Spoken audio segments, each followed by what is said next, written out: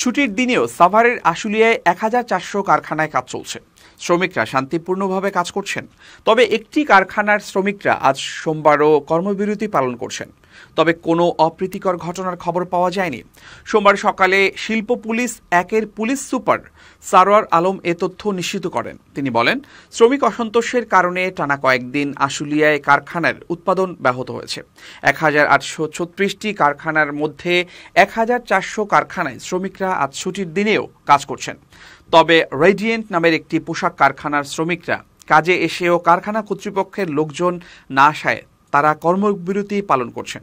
তবে কোথাও কোনো অপ্রীতিকর ঘটনা না ঘটলেও পরিস্থিতি স্বাভাবিক রাখতে শিল্প পুলিশ মোতায়েন রয়েছে। দাবি আদায়ে আশুলিয়ায় টানা ১৫ দিনের বেশি সময় ধরে শ্রমিকরা আন্দোলন করে আসছে। পরিস্থিতি নিয়ন্ত্রণে বাংলাদেশ পোশাক রপ্তানিকারক ও প্রস্তুতকারক সমিতি কয়েক দফায় কারখানার মালিক, শ্রমিক, রাজনৈতিক ব্যক্তিদের নিয়ে বৈঠক ও শ্রমিক সমাবেশ করেছে। তবে গত সপ্তাহের তুলনায় এ সপ্তাহে সেখানকার পরিস্থিতি খানিকটা উন্নতি হয়েছে।